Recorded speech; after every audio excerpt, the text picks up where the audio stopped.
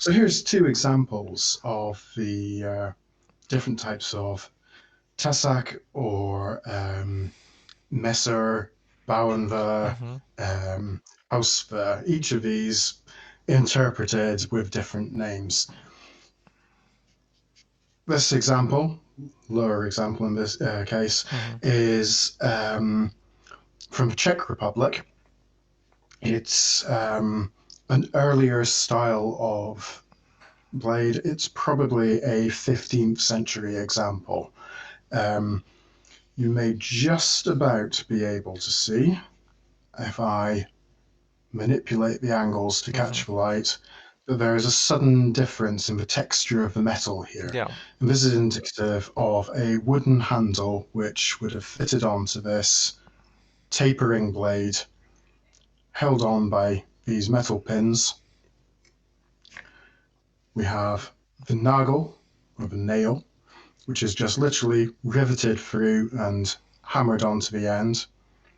Unfortunately, it's got a little bit of a bend in it, but it shows that you would have had probably about 4 to 5 millimeter thick pieces of wood as the scales to this. Very thick blade, it's about 7 millimeters approximately. Punched with two maker's marks, or duplicates of the Hmm. same maker's mark.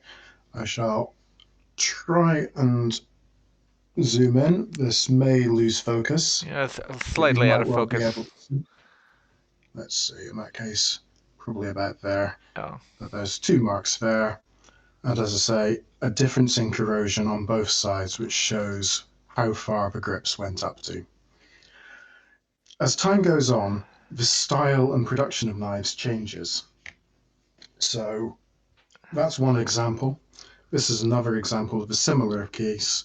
Again, the nagel, probably about 4 to 5 millimeters of wood, and a little bit of differential corrosion, same wooden grips.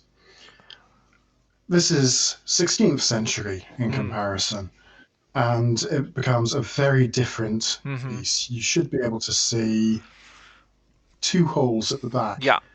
If you're interested in collecting these or anything like this, you'll see Bauern there in various makers. Two pins at the back as an indication of a 16th century style. It doesn't appear before the 15th century. So Mm. if you're a reenactor or the likes, you know the sort which you want for the right period you're collecting. This example has two main holes. This hole would have contained a nagel, which probably would have stuck up and, like the other one, probably a disc shape. Hmm. Some of them are sort of like Mickey Mouse ears or sometimes a shell. Very small, very subtle pieces. But the most important details are it has a frame at the back. Mm. Some of these are a solid pommel. Some, like this example, are just 1 millimeter thick steel sheet. Very, very thin. You can Mm. see how delicate it is. Sides or edges of this blade have been file worked. Um, People think of that as being a modern decoration style. It's not. This is entirely historically accurate as well. And the big difference is now you have what's called a bolster. Hmm. The large plates which have been welded on, you can just about see two lines with jointing where these have connected together. The bolster is done in This steel is, also? yes, it's produced in steel. You can see the striations in it from its forging. There's almost a crater where it's been punched through hot.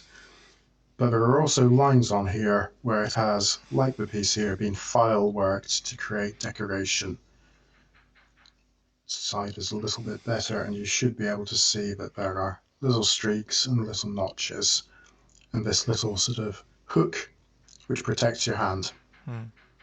On this example, there's no sort of hand protection, so I expect if you're trying to shank some unfortunate victim, there's a good chance of your hand sliding up and you're cutting your hand, and this develops over time to protect that.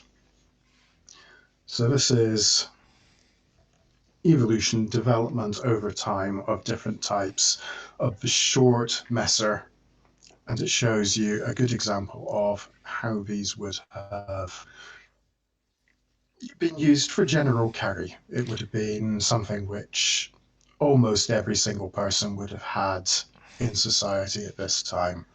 And there's in fact one example of a court case where somebody was convicted for violence, and as a result, they were ordered that they could only carry a knife with the point broken off. Interesting. So that even in that situation, they were expecting somebody who had done violence to own a knife.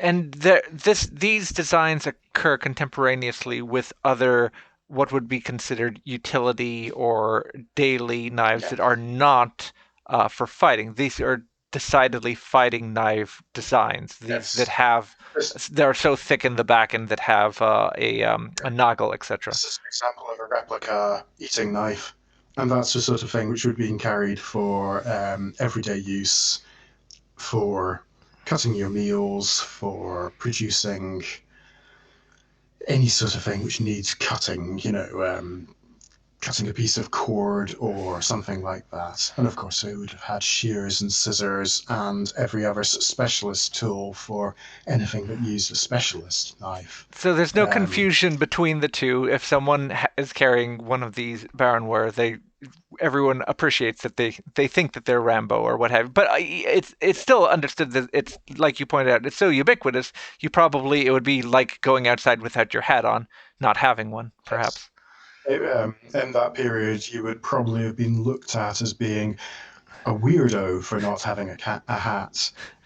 You might have gone bareheaded occasionally, but most of the time you would have had your hat on.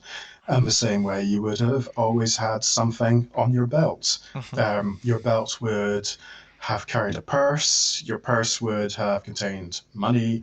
It might contain, the objects of your everyday life. And one of those will be, at the least, an eating knife. Hmm. And if it's anything bigger, tucked into there or strapped to the side of your belt would be a bigger knife, and Hmm. that's your defense Hmm. weapon of the day. It's for American society, it's the equivalent of a pistol carry. Hmm. Hmm. It's it's not quite a military weapon, but it's something that a lot of society would carry.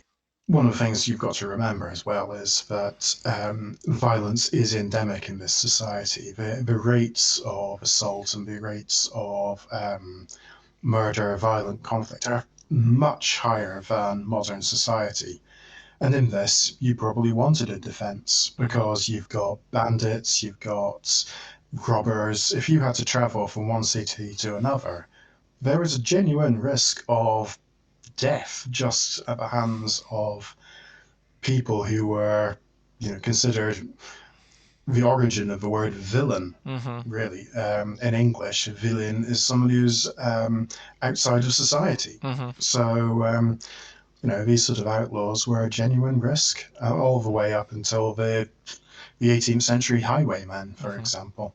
So, in that sort of society, you expect to have a weapon, and this is one of the things which is most convenient for Hmm.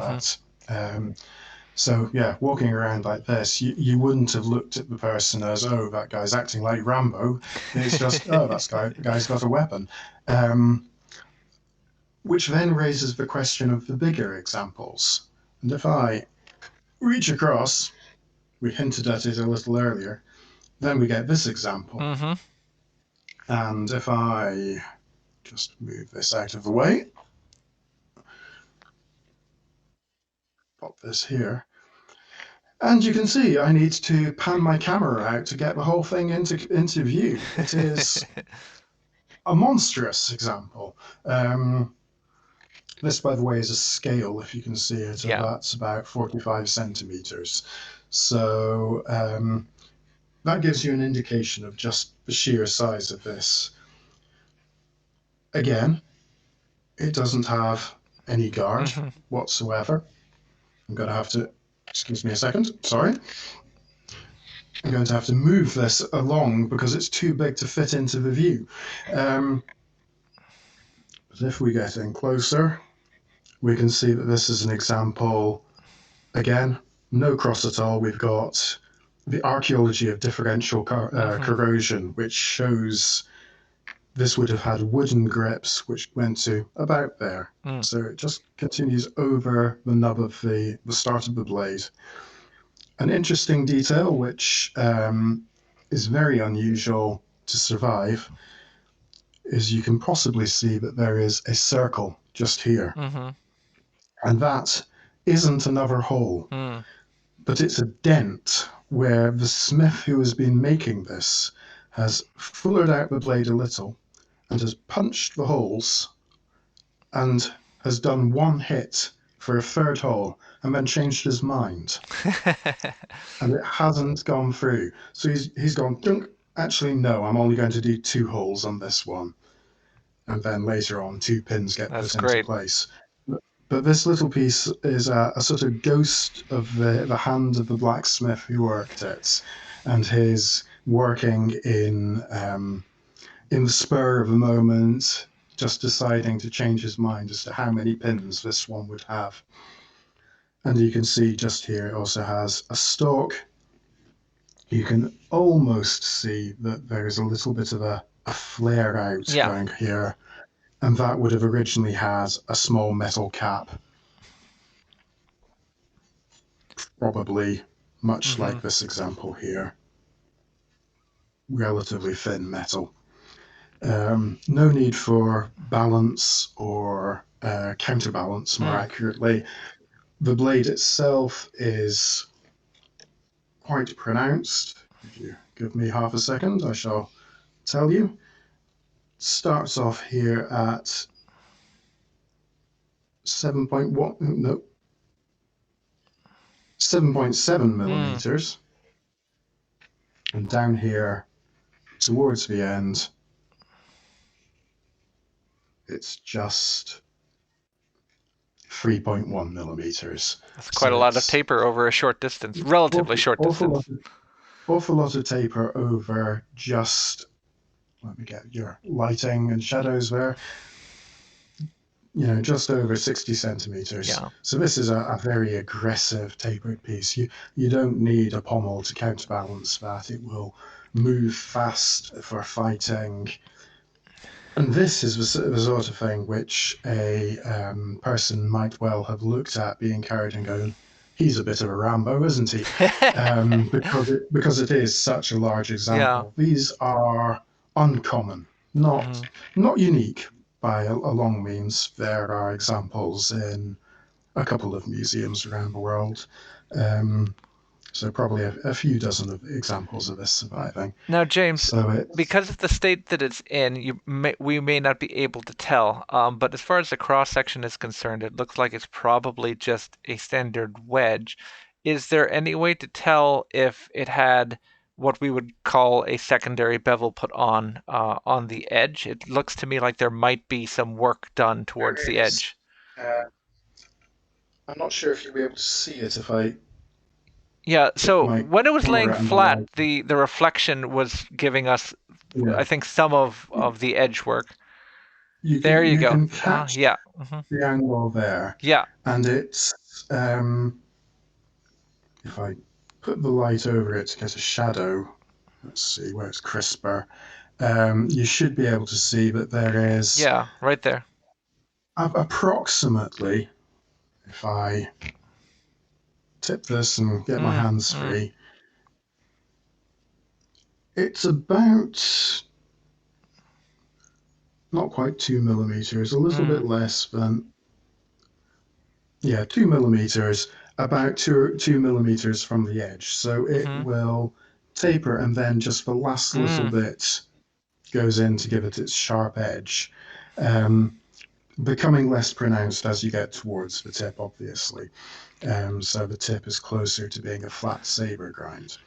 But that gives this quite a robust edge, Yeah. which would help support it and make it um, less of an effective cutter, but more of a reliable weapon. Right. Um, it does sort of raise a question whether this damage here was from actual use. I don't think it was, Can but you see file marks on it? To me, it looks like it might be irregular. It looks like I could almost see file marks on the edge itself. It might be a trick of the light. I have not been able to see anything like Okay, that. it's just a light. It's just a light artifact then. Yeah, the backside is slightly flatter, Mm. so it's very slightly asymmetric, and I will pull this example out as a better example of that. Mm. This one you can see almost certainly that it has, let me get into the camera, deep bevels, secondary Hmm. false edge, facets to Hmm. it. Turn it over, it's absolutely flat on the back. And if you measure it up on the spine, it's almost a 90-degree spine Hmm. on one side and an angle on the other. Mm. So this was probably forged out flat on an anvil, Mm. one side only, because it's less effort. Hmm. And so I think that that slightly sort of follows in this example, Hmm. but it's a lot more subtle in that sort of example. You can definitely tell, however, if I slide it back up so you can see again, that there's no fuller on one Hmm. side. The fuller is only forged in on one side of this example because it's not a decorative fuller, it's just a weight saving Mm. piece, like an I-beam, and so it's only on one side. These are examples of the civilian carry Hmm. to some degree or another. The larger example might just about be a military weapon, Hmm. perhaps as a sidearm, something like that, but it very plausibly is a weapon which would be carried by a citizen who felt that for some reason they needed extra defense or Hmm. extra offense or reach and range in the face of potential adversaries. Hmm. Was the owner of this a little bit scared? Who knows? But these are examples of those sort of weapons. So I'm going to contrast those, if I move this out of the way again, with a fully formed messer. So here we have an example of a fully formed landless Ah. messer in Ah. comparison. And we can immediately see we have a crossguard, we have the nagel, very similar in proportions with Hmm. this example. And this one has a small pommel Hmm. forge welded into it. So this has all the example traits you'd expect of a messer. This is I believe, a 72 centimeter blade Hmm. approximately.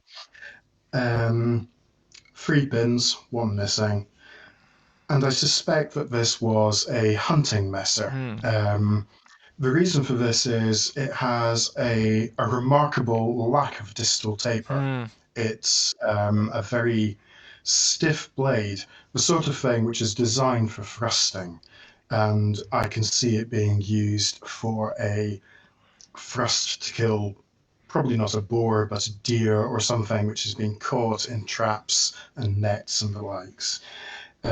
You certainly wouldn't want to be going up against a charging boar with this, but you do have examples of that where hunting is very much one of these sort of macho sports of its period, and you're showing your prowess in the hunt as a substitute for your prowess in battle. And in that sort of situation, you do have boar swords, and there are a few rare examples of boar messers, Hmm. which have crossbars in them to prevent the animal from riding its way up the blade to gore you to death in its last moments, um, which is probably why the entire hunting aspect of this died out, because you'd have to be mad to do that kind of thing. But yes, this example is a very delicate hilt. You can see my hand, I've got average size hands and small gloves on at the moment, but it almost encloses Yeah. the hilt entirely. If I move to get there, you can just see this tiny little pommel. It's only about 10 or 11 millimeters, um, which is absolutely typical of small, lightweight pieces. this little cross has almost spike-like ends. Mm-hmm. I don't think that was intended as a weapon. I think it was much more of a tool of fashion. Mm-hmm. And the nugget itself is very tiny. It just cups around the knuckle very, very tightly indeed. Is So that it's characteristic of Jagdmesser, of hunting messer, that they tend to have smaller nagel? Do you know? I think it's characteristic of messers in general. Mm. I think that modern HEMA and sport has distorted the proportions of these quite a bit. Um, and this example, you can probably see that there is probably only 25 millimeters tops compared Right. to often having much larger examples for HEMA. They're often heavily overbuilt Correct. because they're going to take bashes repeatedly. So this is a sort of piece which really needs to be looked at in replicas and the difference between them. The grip is also much narrower. Mm-hmm. If you look especially on common reproductions, this example is only, I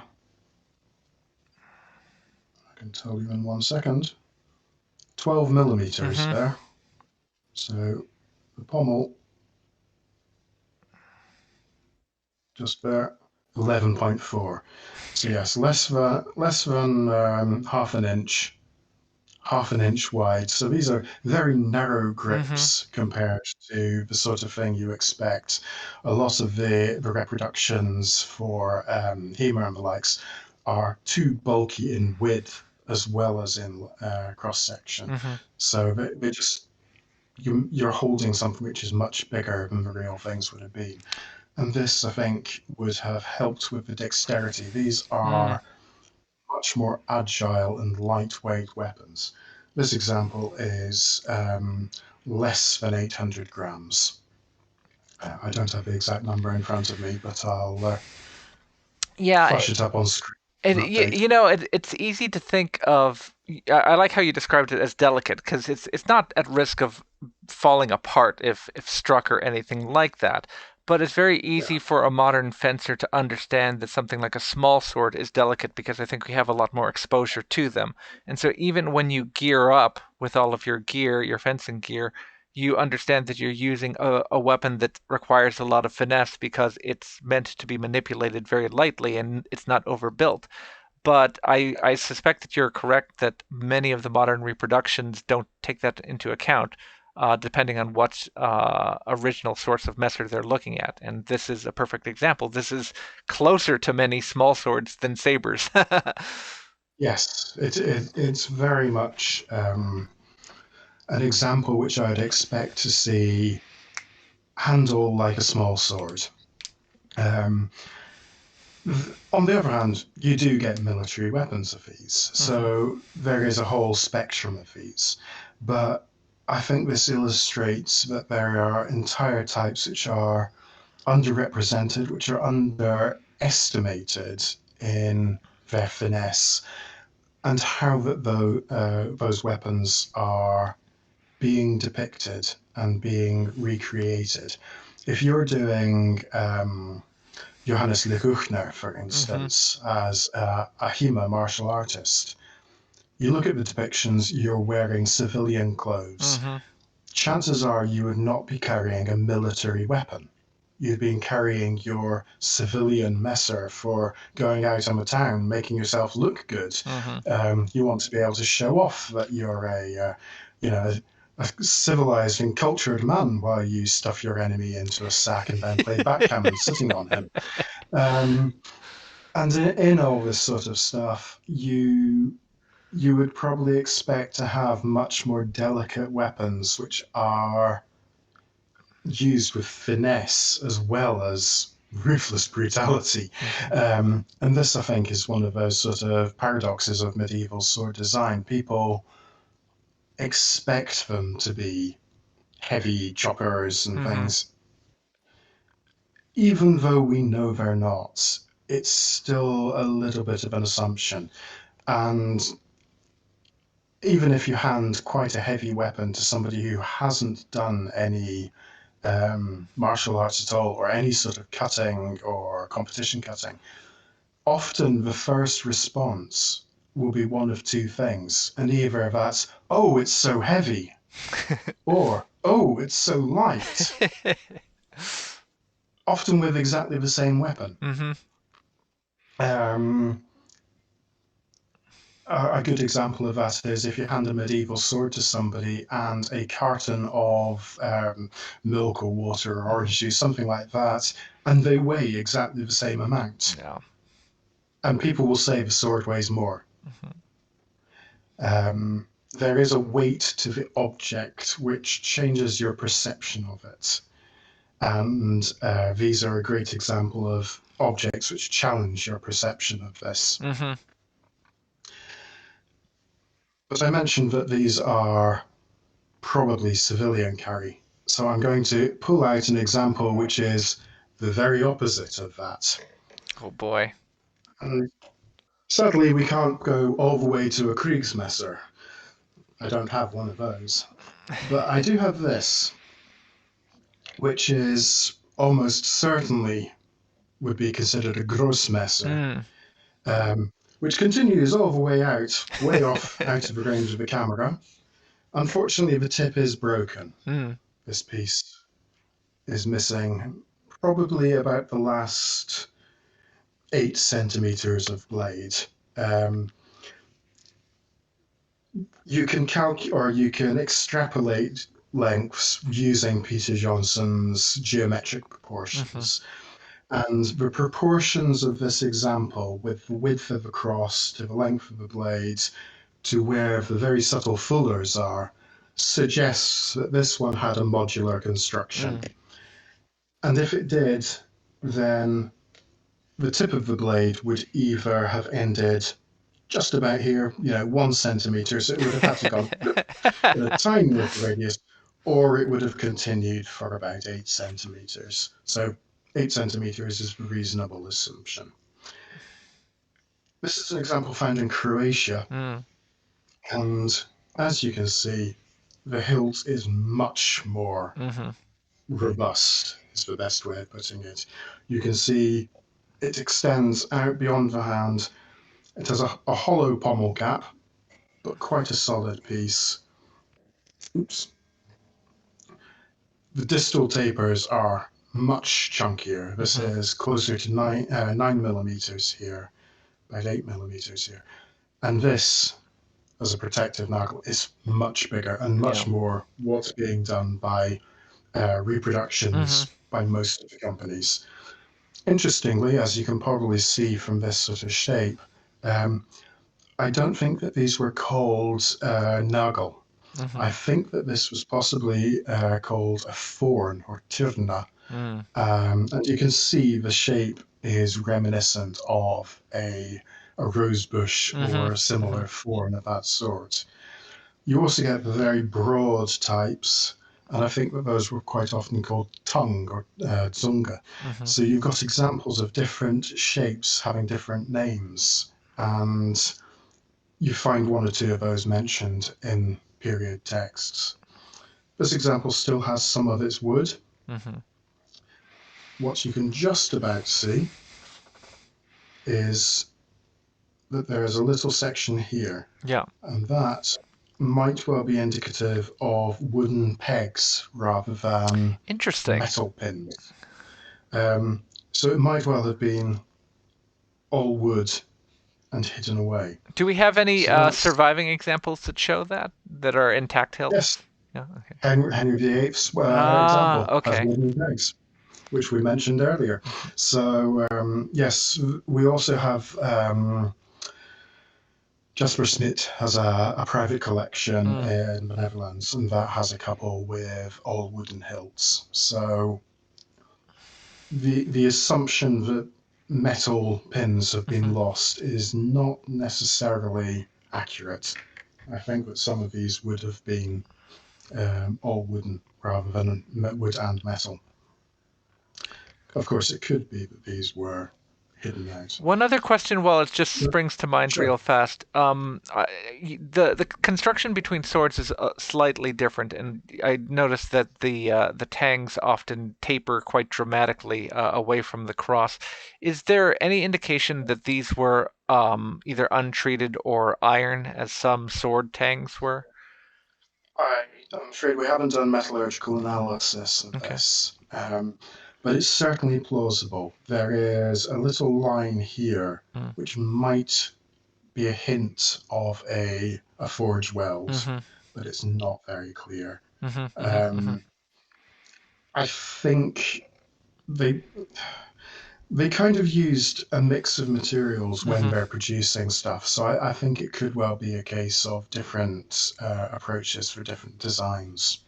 But I don't think there's been any hard metallurgical analysis by Alan Williams or somebody like Mm-hmm. that on the subject specifically of messers, which is a bit of a shame because it is a good question to really consider Oh. what the sources of these are. Unfortunately, neither of these blades has a maker's mark which is identifiable on it. This one has a very smooth, glossy goethite. Excuse me a second. I'm going to put that stable. A goethite surface. This was a river find. Mm. Um, Unfortunately, it got a little bit of enthusiastic cleaning before it Yeah. entered my care, which is a bit of a shame. But still, very hard patina. Relatively shallow fullers. Mm-hmm. It's a double fuller. If I move this, I'm only seeing a tiny little thumbnail of my screen, so I can't tell for Yes, sure if you can see we can see this. both fullers pretty easily. Mm-hmm. Brilliant. And this one terminates about here, and the top fuller Mm-hmm. continues along almost all the way to the tip of the blade. And the distal taper down here is just 2 millimeters Oh. out of, out of sight, out of camera, down to 2 millimeters. So this becomes a very thin cutting blade Mm-hmm. with a lot more blade presence. And your point of balance is even missing 8 millimeters or 8 centimeters of a hilt is roughly around 15 centimeters. Oh, So it's spectacular. quite a far forward chopper, quite simply. It would have felt fantastic in the hand to give a swinging cut of Mm-hmm. like from horseback or anything like that, and good enough that you could fight with it with two hands on Mm-hmm. foot. So this sort of illustrates the range and variation you get in messers. There is no one sort of simple universal law of what messers were. They spread across an entire country. They cover multiple strata of society, of wealth, of every aspect Mm-hmm. of the medieval society. I think these are a microcosm of them. And that makes it fascinating, but also so difficult to study because there's such a breadth that Yeah. any subject which we look at it opens up more questions. And I think that these are going to be being studied for a lot longer than I'm around. Um, I can see, I can see this being just the foundation. There is a lot more work which needs to be done on these in the future. Um, Spectacular. some of which I will do, some of which will end up having to fall to others, hopefully. Um, but it illustrates just the depth of study of this entire subject and how many questions are unanswered. And I hope that the people who are watching this will have as many questions again as well, in which case I'll be happy to either answer that as a follow-up to this video or answering the questions written on YouTube. So thank you so much, James, for that incredible talk, and especially for bringing those antiques in. It's not every day that we get the chance to see the original object of our discussions and research up close and personal. So that is wonderful. Uh, Incredibly lucky to end up looking after these items for my lifetime. Um, Somebody else will have to look after them for the future. But these are objects which I think are essential to study the real the real fighting stuff, in the words of Robert Lyon Scott. It shows details which, if you're just looking at photographs, you'll never quite catch. And I hope that it gives inspiration to other smiths. I hope it gives ideas to anybody who's wanting to study this as a martial arts. mm. Um, I'm always happy to explain details to people and poke holes in people's assumptions. Absolutely. And so, just like we said after the previous video, our plan is to do at least one more installment of this longer discussion. I'm sure we'll have another couple topics to discuss, but if you have any questions, please post them either on the previous video discussing falchions or following this video, drop them in the comments below. We may respond to them in kind specifically in the YouTube comment section, but we're also going to revisit them and be able to discuss them live on the following video as well. So until next time, we again thank everyone for their time and attention, and hope everyone found this as entertaining as certainly as I did. And once again, thank you very much, James Elmslie, for your time today. It's been a pleasure. Thank All you right, very much. take care, guys. Until next time.